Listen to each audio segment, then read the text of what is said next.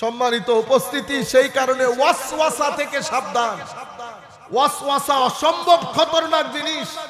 সেই কারণে সূরা নাসের মধ্যে আমার আল্লাহ নিজের 3 বৈশিষ্ট্য উল্লেখ করে একটা আপদ থেকে আমাদেরকে পানা চাইতে বলেছেন, সেটা হচ্ছে ওয়াসওয়াসা। কেন? কারণ এই ওয়াসওয়াসার কারণে মানুষের দিন বিনাশ হয়ে যায়, মানুষের ধর্ম বিনাশ হয়ে যায়। আর যেই ওয়াসওয়াসা শরীর এবং মনের মধ্যে প্রভাব ফেলে, সূরা ফালাক যদি পড়েন আপনি দেখবেন আমার আল্লাহ নিজের এক বৈশিষ্ট্যের কথা উল্লেখ করে 4 বিপদের থেকে পানা চাওয়ার জন্য আমাদেরকে বলেছেন। সেই 4 বিপদ কিছু আমার শরীরের সাথে সম্পৃক্ত, কিছু আমার কলব বাতেনের সাথে সম্পৃক্ত। সেই কারণে আল্লাহ নিজের গুণ তুলে ধরেছেন একটা, কুল আউযু বিরাব্বিল ফালাক। সূরা নাসের মধ্যে বিপদ একটা, আল্লাহ বৈশিষ্ট্য উল্লেখ করেছেন নিজের 3টা, কুল আউযু বিরাব্বিন নাস, মালিকিন নাস, ইলাহিন নাস। আমি আমার ইলার কাছ থেকে, মালিকের কাছ থেকে, প্রতিপালকের কাছে আশ্রয় কামনা করছি একটা জিনিসের, যেটা আমার দিনকে বিনাশ করে দেয়। সেই কারণে শবে বরাত সম্পর্কে যে কথাগুলা চলতেছে এগুলা ওয়াসওয়াসা। কিছুদিন পরে তারাবির নামাজ সম্পর্ক আসবে, সেটাও ওয়াসওয়াসা। কেন? কারণ এই ওয়াসওয়াসা আপনার ভিতরে যাবে, শয়তান সেটাতে মাল মশলা লাগাবে, লাগিয়ে আপনাকে বারবার কনভিন্স করবে। যেই ছেলে 20 রাকাত তারাবি বাদে মসজিদ থেকে ঘরে আসতো না, সেই ছেলে কোন মুহূর্তে তারাবি ছেড়ে দিয়েছে বুঝতেও পারে না। কিসের কারণে? আল্লাযী ইউওয়াসবিসু ফি সুদুরিন নাস। ওয়াসওয়াসা সিনায় আসে, নূরও সিনায় আসে। সম্মানিত উপস্থিতি, সেই কারণে দেখবেন যেই ছেলে সারা রাত ইবাদত করত, শবে বরাতের মধ্যে ঘুমাতো না, সেই ছেলে এই ওয়াসওয়াসা ধীরে ধীরে ধীরে তাকে কনভিন্স করেছে। সেই ছেলে তারা শবে বরাতের দিন এশারের নামাজ পড়ে এসে ঘুমিয়ে যায়।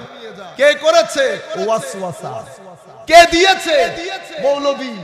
কিভাবে দিতে পারলো? কারণ খোদার হেদায়েতের পানি জরুর পড়েছে, কিন্তু সিনা তৈরি ছিল না। সিনা কি ছিল না? তৈরি ছিল না। সেই কারণে আমার নবী এলমকে 2 ভাগে ভাগ করে ফেলেছেন।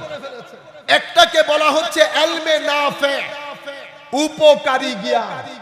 যেহেতু একটা উপকারী জ্ঞান, আমরা নির্দ্বিধায় বলতে পারি আরেকটা অপকারী জ্ঞান। জ্ঞান যখন অপকারী হয়, সেটা মুসলিম উম্মার কলব বাতিনকে ধ্বংস করে এবং দ্বীনকে ধ্বংস করে বলে। আমার নবী এই ধরনের জ্ঞান থেকে পানা চেয়েছেন, নবীর কারণে না, আমাদেরকে শিখানোর জন্য। আমার নবী ইরশাদ করেছেন, সৌফার বুখারী শরীফের মধ্যে এসেছে, নিশ্চয়ই ইন্নাল্লাহা লা ইয়াকবিদুল ইলমা ইনতিজাআন ইয়ানতাজিউহু মিনান নাস বাল ইয়াকবিদুল ইলমা বিকবদিল উলামা। আমার আল্লাহ বড় বড় আলেমদেরকে মৃত্যু দিয়ে জমিন থেকে উপকারী জ্ঞান তুলে ফেলবে। মাদ্রাসা থেকে যাবে, খানেকা থাকবে, গুগল থাকবে, লাইব্রেরি থাকবে, সবকিছু থেকে যাবে, কিন্তু সমাজ থেকে উপকারী জ্ঞান উঠে যাবে। কি হবে শেষ পর্যন্ত? আমার নবী বলছেন, হাত্তা, শেষ পর্যন্ত সমাজের মধ্যে কোনো আলেমে রব্বানি থাকবে না। আমাদের মতো জাহেলরা যার যা মন চায় বলবে। মানুষ কোন প্রশ্ন করলে ফাআফতাউ বিগাইরি ইলম, না জেনে উত্তর দেবে, ফতোয়া দেবে, নিজেও পথভ্রষ্ট হবে, মানুষকেও পথভ্রষ্ট করবে। আলেমে রব্বানি থাকবে না। আলেমে রব্বানি কারা?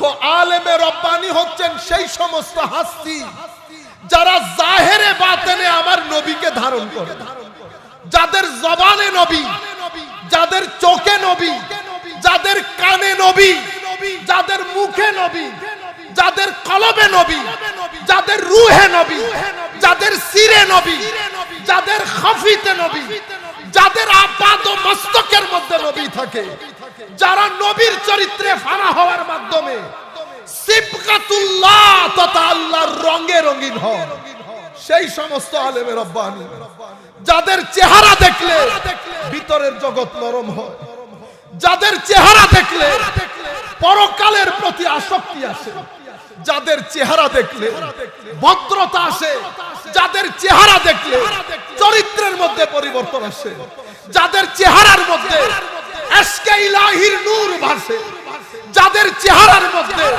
এশকে রাসূলের নূর ভাসে, যাদের সুহবতে বসলে পুরা বছরের সফর এক সেকেন্ডের মধ্যে অতিক্রম করা যায়, সেই ধরনের আলেমে রব্বানির মজলিসে আমরা বসা।